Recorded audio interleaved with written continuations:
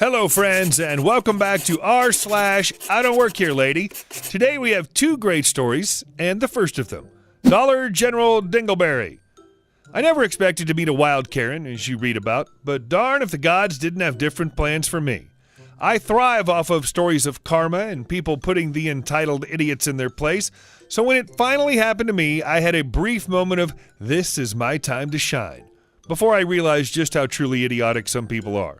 So a bit of a background. I've held jobs in a large variety of fields, including medical, military, retail, data entry, hospitality, and manual labor. Because of this, I've developed a very dark sense of humor and an immense disdain for anyone who tries to act like they are, insert specific deity here, gift to all humankind. Okay, so that's enough about me. Onward to the most brain-sucking moment of my current year. So I work as an assistant manager at a very localized gas chain. Nothing really major, just making sure paperwork gets done and babysitting the front counter on night shifts. Crazy simple. As I was heading to work one day and had to stop at the dollar store on my way, after my military contract, I ended up with horrid ankles that would sprain just by walking down the stairs wrong. So I needed an ace bandage as I was going to be on my feet all night. Now, DG employees tend to wear black and yellow shirts that say Dollar General on them. Granted, I was in my work uniform, a teal polo with the company title emblazoned on it with a name tag, again stating I was the AM of this particular place, so maybe I was a bit at fault. But come on, learn to read. So I'm in the store, I'd grabbed my bandage and was looking for a cheap paperback for my next 8 hours of pure boredom. Then I hear it. I'm sure I don't have to describe it for most of you regulars, but for the new or particularly uninitiated here, it was the most nasally ahem to have ever crossed my ears. I wanted to ignore her. I really did. However, that didn't seem to be an option. She grabbed my forearm as I went to place back the book I was looking at. Bad idea. I won't go into it, but a history of abuse plus PTSD makes grabbing me very stupid. Fortunately for both of us, much of it was first instinct. I didn't hit her. I just sat there hyperventilating while she tried to ask me some inane thing that, for obvious reasons, I can't remember. After what was probably, a minute, I figured out what was happening. Insert momentarily feeling of, this is it. I put on my best you done screwed the pooch face and interrupted her tirade. Me. Lady, I don't work here. I have no idea where whatever thing you're looking for is. Leave me alone.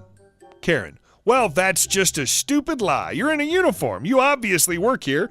Now help me find again with the stupid thing I can't remember. So, if you aren't from the Northeast, the Pennsylvania Dutch accent is a weird cross of Southern meets Boston. It's almost impossible to not sound like a Karen when you're being polite, but when you're being a, insert C word here, that the Pittsburghese somehow enhances it to make a super Karen. It's a terrifying power that we should use responsibly. But we don't. Anywho, so this lady's just looking at me with the most haughty expression I've ever seen. Now I'm staring back, trying to look ticked off, but in a, God, you're a moron kind of way. Then she drops this gem. Thank the 8 that I've heard this one before and had a comeback on deck. Karen, and I'll thank you to call me ma'am. You kids have no respect these days.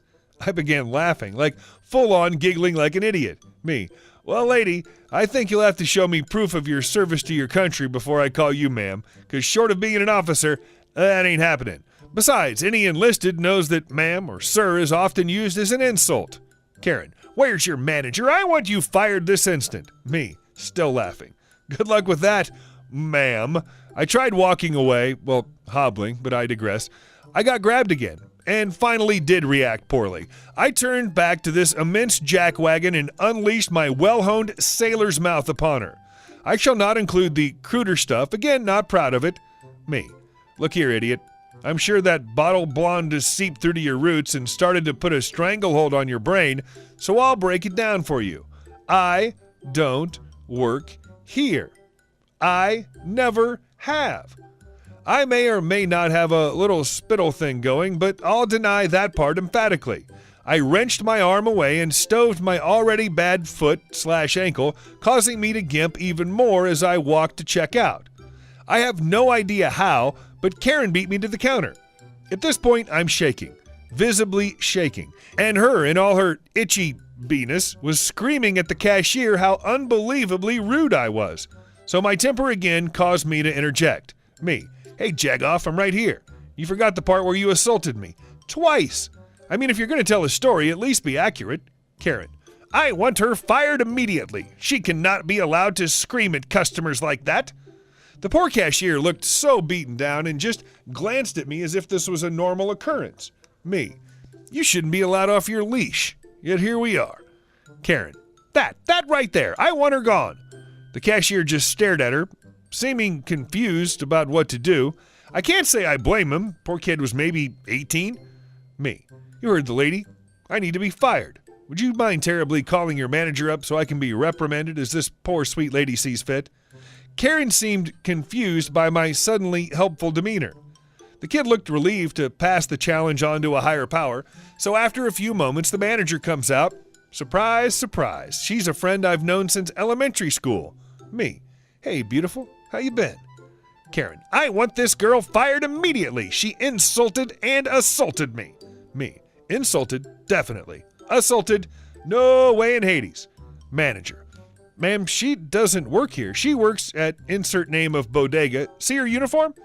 Then Karen does the most Karen thing I could possibly imagine. Really, I've never thought anyone was this stupid. It blew my mind. Karen. Well then, fire her from there. These are not customer service manners. Manager. You want me to fire her not only from a different company, but one I don't work at myself? Karen. Yes. Isn't that your job? Handling lower class workers? Manager. No. And this lower class worker is a manager herself. Did you read her name tag or uniform at all? Karen just stopped talking. Her face grew beet red and she left. So that was that. The manager and I caught up for a few moments and then I left for work. I wish it had ended any way that could have been better. Some kind of a comeback, a swarthy comment, mild embarrassment.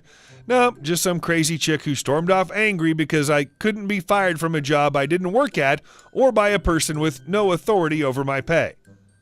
I like how she thinks lower class workers are all one big fireable group. Like if I worked as a manager at McDonald's, I could have the Starbucks barista who messed up an order fired. LOL. And our second story for today. I work here, but I don't work here.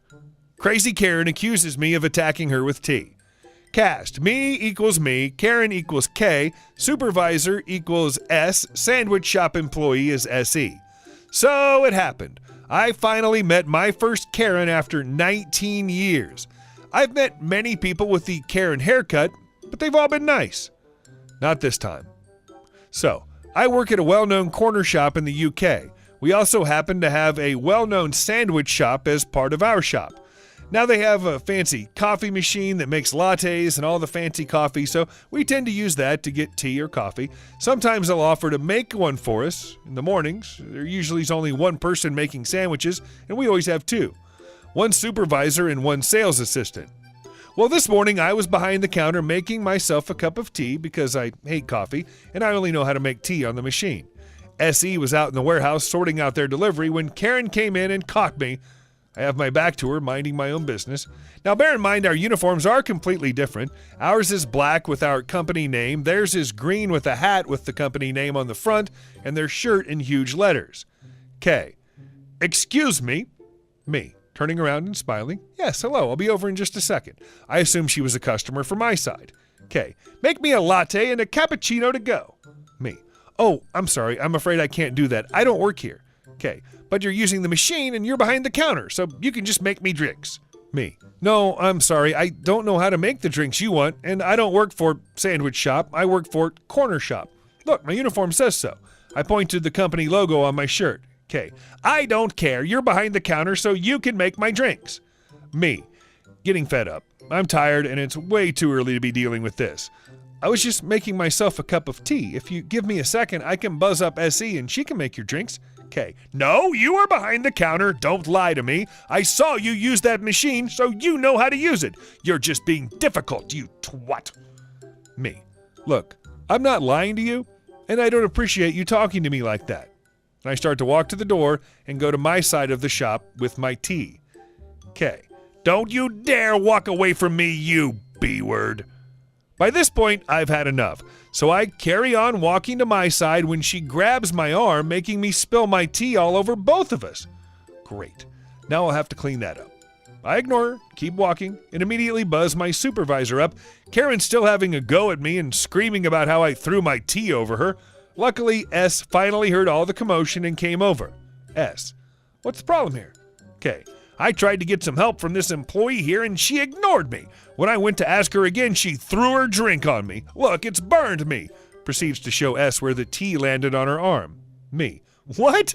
That's not true. I was making myself a drink and explained to her that I couldn't make her drink for her. When I said all that, she got mad and grabbed me, making me spill my drink. Go watch the cameras. At this, Karen looks a little scared, but still kept her story. S goes to look at the cameras, and I go back behind the toll to serve the other customers. Karen stood quietly by the door. I'm surprised she didn't try and leave. S comes back out and proceeds to ban Karen for laying hands on me. She was fuming, but ultimately left when S threatened to call the police for assault. I now have the satisfaction of seeing her face plastered on our wall of shame every time I work. Thanks for watching the video to the end. I hope you enjoyed today's stories, and we'll see you soon.